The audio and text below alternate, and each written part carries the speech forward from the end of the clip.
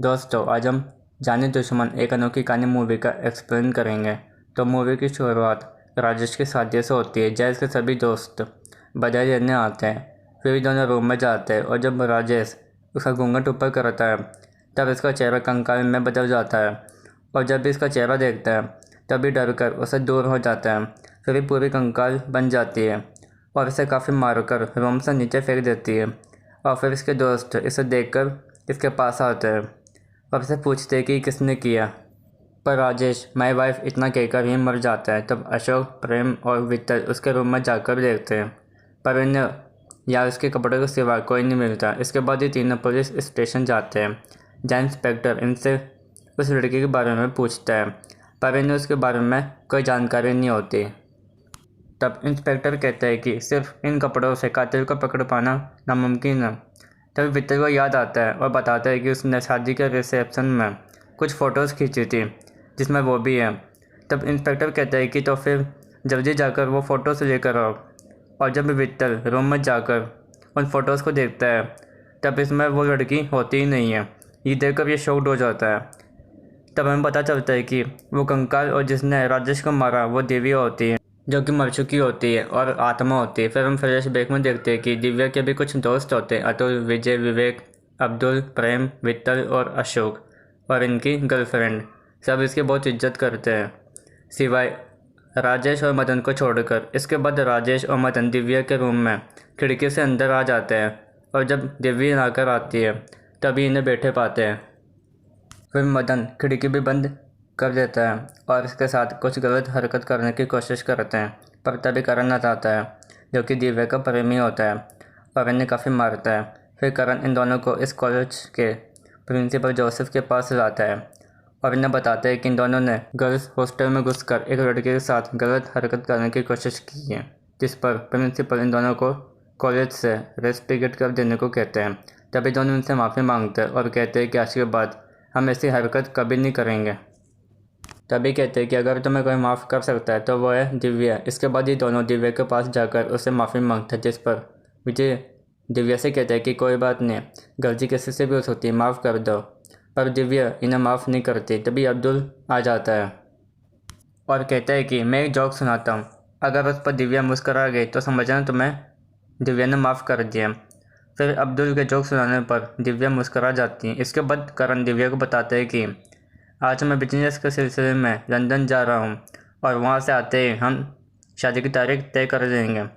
तब दिव्या करण को एयरपोर्ट पर छोड़ने के लिए कहती है, जिस पर करण कहता है कि तुम मुझे एयरपोर्ट पर छोड़ने नहीं आ सकती क्योंकि मेरा छोटा भाई विवेक मुझे छोड़ने आ रहा है। इसके बाद विवेक अपने बड़े भाई करण को छोड़ने आता है। फिर करण चला जाता है। इसके बाद देखते हैं कि बाहर मौसम ख़राब होता है और बहुत हवा चल रही होती है। फिर जब दिव्या उठकर खिड़की बंद कर रही होती तभी इसे किसी की आवाज़ सुनाई देती, जैसे इसे कोई बुला रहा हो। तभी दिव्या को बाहर जाते हुए देख लेती है और उसके पीछे पीछे जाती है। फिर दिव्या इस आवाज़ के पीछे करते करते यहाँ आ जाती है जैसे आवाज़ आ रही होती है, जिससे दिव्या बेहोश हो जाती है। फिर दिव्या को वो लड़की उठाकर लेकर आती है जो इसके पीछे पीछे जा रही थी। तभी इसे पूछती है कि तुम वहाँ कैसे पहुँच गए, जिस पर दिव्या कहती है कि पता नहीं मैं वहाँ कैसे चली गई और मुझे ऐसा लगा कि मुझे कोई बुला रहा हो। इसके बाद ये सब कॉलेज चली जाती है और जब दिव्या कॉलेज जा रही होती है तभी बारिश आ जाती है। फिर ये उसी पेड़ के नीचे खड़ी हो जाती है जहाँ इसे फिर से किसी की आवाज़ सुनाई देती है और इसे वसुंधरा कहता है। फिर दिव्या उसे सामने आने के लिए कहती है। तब अंदर से एक नाग आता है और फिर वो इंसानी रूप में आ जाता है और कहता है कि मैं यहाँ तुम्हारे सदियों से इंतज़ार कर रहा हूँ। तब दिव्या कहती है कि मुझे तुम्हारी कोई बात नहीं सुननी है, जिस पर कपिल कहता है कि इसमें तुम्हारी कोई गलती नहीं है क्योंकि इंसान अपने हर पिछले जन्म को भूल जाता है। और कहता है कि तुम इन रिश्तों के लिए तो रुक जाओ जो सदियों से तुम्हारों में बीच में है। जिस पर दिव्या कहती है कि ना तो मैंने सदियाँ देखी और ना तुम्हारों में बीच में कोई रिश्ता है। तब कपिल कहता है कि तो फिर मेरे गीत को सुनकर बेसुध होकर यहाँ क्यों चली आई, क्योंकि वो इसलिए कि तुम्हारी आत्मा जानती है कि तुम्हारे और मेरे बीच में कोई अटूट संबंध है, वसुंधरा। जिस पर दिव्या कहती है कि मेरा नाम वसुंधरा नहीं दिव्या है। तब कपिल कहते हैं कि इस जन्म में तुम्हारा कोई भी नाम हो पर तुम्हारा असली नाम वसुंधरा है और मेरा कपिल, और हम दोनों एक ही योनि में थे। मैं एक नाग और तुम मेरी प्रेमिका थी। जिस पर वसुंधरा कहती है कि मुझे कुछ समझ नहीं आ रहा। तब कपिल कहता है कि तुम्हें सब कुछ याद आ जाएगा। मेरे नाक बनते ही मेरे माथे पर जो मणि होगी उसे उठाकर अपनी जीभ से छूना, तब तुम्हें सब कुछ याद आ जाएगा। फिर कपिल के नाक बनने पर दिव्या उसकी मणि अपनी जीभ से छू लेती है। फिर हम देखते हैं कि जब ये दोनों एक पर्वत के ऊपर नाच रहे होते हैं और इसके नीचे एक साधु पे तपस्या कर रहा होता है, तभी पर्वत टूट जाता है और साधु के ऊपर मिट्टी कंकड़ गिरने लगते हैं, जिससे उनकी तपस्या भंग होने लगती है। फिर ये दोनों नीचे गिर जाते हैं। फिर इन्हें दोनों नाग नागिन के रूप में दिखाई देते हैं। फिर साधु उनसे कहता है कि तुम दोनों ने मेरी वर्षों की तपस्या भंग कर दी, क्योंकि आज पूर्णमासी की रात को मेरा ईश्वर से मिलना निश्चित था, पर तुम दोनों ने उसे खंडित कर दिया। तब साधु इच्छाधारी नाग कपिल को शर्म देते हैं कि जिस नागिन से तू अपने प्राणों से भी अधिक प्रेम करते हो, आज उसके सूर्यास्त के समय उसकी मृत्यु हो जाएगी। जिस पर ये दोनों पत्थर पर सर पटक पटक कर उनसे माफ़ी मांगते हैं। तभी सूर्य ढल जाता है और वसुंधरा की मृत्यु हो जाती है।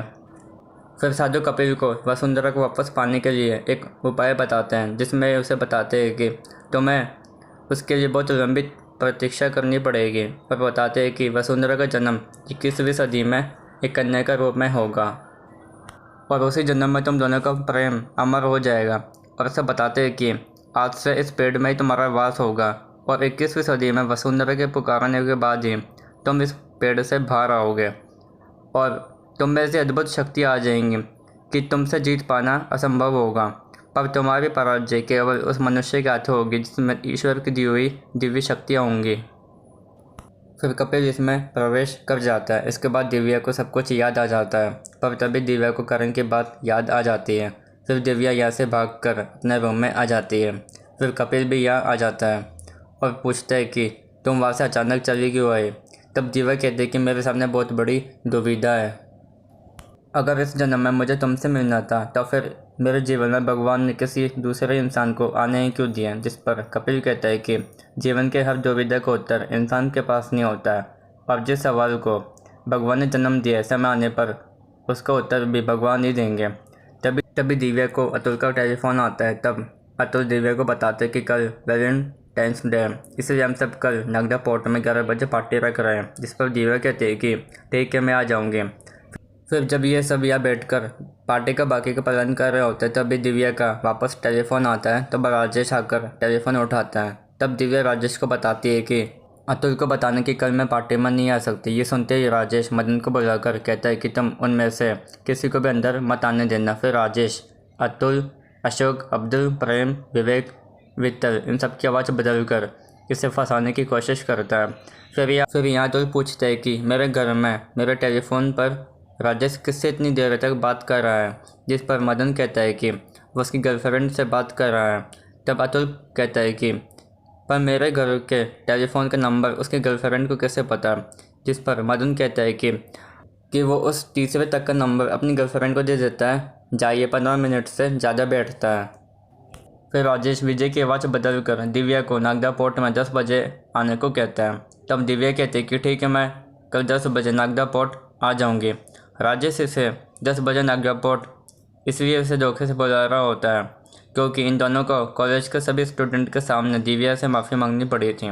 इसके बाद दिव्या 10 बजे नागदा पोर्ट आ जाती है और बाकी सब दोस्तों को ढूंढती है। तभी राजेश और मदन आ जाते हैं। तब दिव्या इनसे पूछती है कि बाकी लोग कहाँ हैं। तब राजेश दिव्या को बताता है कि बाकी सब लोगों ने तुम्हें 11 बजे के बजाय 10 बजे बुलाया है और बताता है कि तुम्हें फंसाया गया है उस दिन जब तुमने नागदा पोर्ट में आने के लिए मना कर दिया था। तब हम सब दोस्तों ने एक प्लान बनाया और तुम्हें यहाँ बुलवाया। फिर दिव्या यहाँ से भागने की कोशिश करती है, पर उसे ये दोनों यहाँ से जाने नहीं देते। फिर ये दोनों दिव्या के साथ काफ़ी गलत हरकत करके चले जाते हैं। फिर दिव्या अपने पेट में नुकीला पत्थर मार देती है। फिर बाकी सब लोग आ जाते हैं, जिसे देखकर विवेक एम्बुलेंस बुलाने को कहता है, पर दिव्या कहती है कि कोई ज़रूरत नहीं है और न मेरे पास आने की। फिर दिव्या सबका कारण इन सबको बताती है।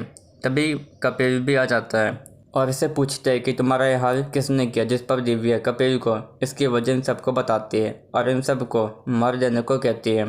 फिर कपिल मुँह से काफ़ी धूल छोड़ने लगता है, जिससे ये सब उड़कर दूर दूर गिरने लगते हैं। फिर ये सब अभी तो बचकर यहाँ से चले जाते हैं। इसके बाद कपिल नाग बन जाता है। तभी हम देखते हैं कि राजेश तो यहाँ से चला जाता है और मदन यहीं रहता है। फिर कपिल जो नाग बना होता है वैसे लिपट कर इसे मार देता है। इसके बाद अतुल फिर से एक पार्टी रखता है जिसमें अतुल इन सबको आने के लिए कहता है लोनावाला में। इसके बाद जब विट्ठल और सीमा लोनावाला जा रहे होते हैं तब रास्ते में इनके बाइक ख़राब हो जाती है। तभी एक कार आती है जिसमें विट्ठल सीमा को बैठा देता है। इसके बाद एक और कार आती है, तभी विट्ठल को कार में बैठा देता है और इसे सब कुछ पता होता है कि ये कहाँ जा रहा है और इसके दोस्त का नाम क्या है। ये सुनकर विट्ठल शॉक्ड हो जाता है और उससे पूछता है कि आखिर तुम हो कौन, जिस पर ये कहता है कि मैं एक अनजानी आदमी हूँ जिसके साथ तुम आखिरी सफ़र कर रहे हो। तब विट्ठल पूछता है कि मैं कुछ समझा नहीं। तभी हम देखते हैं कि ये कपिल होता है जो रूप बदल कर आया होता है और इसे मारकर नीचे फेंक देता है। फिर विट्ठल इससे दूर भागकर जंगल में कहीं आगे छुप जाता है, पर कपिल इसे ढूंढता रहता है। फिर विट्ठल एक पत्थर फेंकता है और जब ये इधर आता है तब विट्ठल कपिल के पैरों पर लकड़ी से मारता है जिससे कपिल गिर जाता है। तभी विट्ठल तुरंत यहाँ से जंगल से बाहर आकर कार स्टार्ट करके भागता है। तब कपिल भी इसका पीछा करता है और तभी कपिल के पास बाइक आ जाती है और कपिल विट्ठल के ऊपर से बाइक उड़ा देता है और आगे जाकर बाइक वापस घुमा देता है। और फिर विट्ठल भी कार चलाता है और फिर कपिल उसकी गर्दन पर बाइक रखकर उसकी गर्दन तोड़ देता है जिससे वह मर जाता है। फिर कपिल विट्ठल बन जाता है। इसके बाद जब विजय रात को लोनावाला जा रहा होता है तब इसे हाईवे पर विट्ठल की डेड बॉडी मिलती है। फिर विजय इंस्पेक्टर से पूछता है कि ये सब कैसे हुआ। तब इंस्पेक्टर बताता है कि इसका मर्डर किसी एक्सीडेंट से नहीं हुआ बल्कि इसकी गर्दन पर बाइक के टायर के निशान है।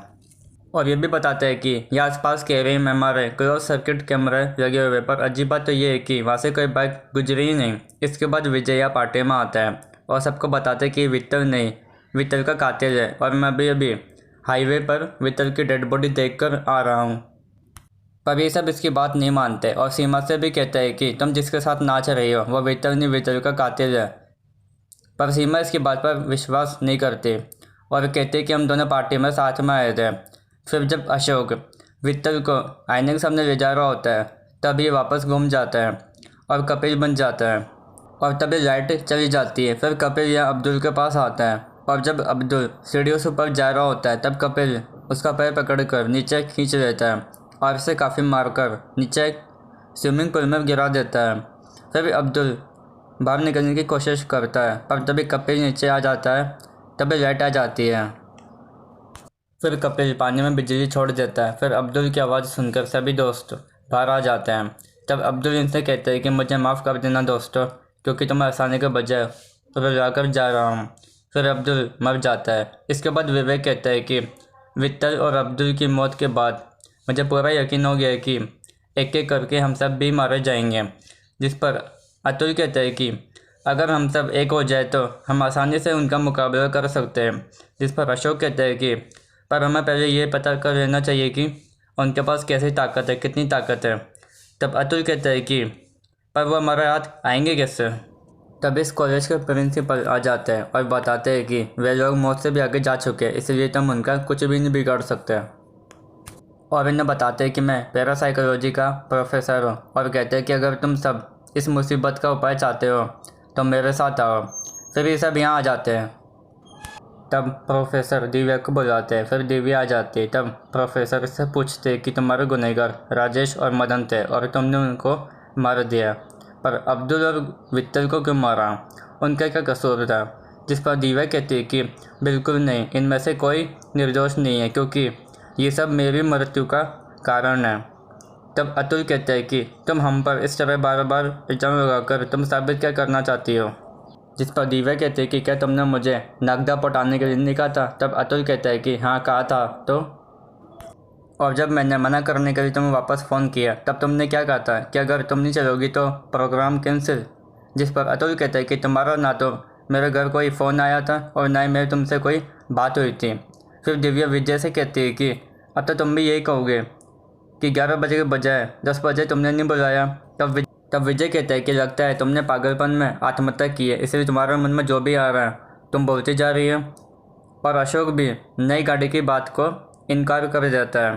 तब प्रेम विवेक दिव्या को काफ़ी समझाने की कोशिश करते हैं, पर दिव्या को इनकी बात पर यकीन नहीं होता फिर दिव्या इनसे कहते हैं कि हम भी तुम सबको तड़पा तड़पा कर मारेंगे, जिस पर अतुल गुस्से में दिव्या की आत्मा पर शूट कर देता है। तब ये कहते हैं कि अब मजाक चाहकर भी दिव्या को नहीं बुला सकता। तभी प्रीति को याद आता है और बताते हैं कि मुझे लगता है कि राजेश ने ही इन सब की आवाज़ बदल कर ये घिनौना खेल खेला है।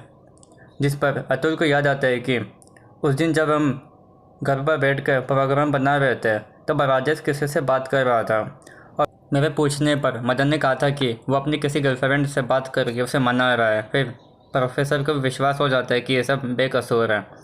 फिर इन्हें भगवान का लॉकेट देते हैं, पर अतुल इसे लेने से ये कहकर मना कर देता है कि वह इन सब चीज़ों पर विश्वास नहीं करता। फिर नीता इनसे इस लॉकेट को ले लेती है और इसे पहनाने की कोशिश करती है।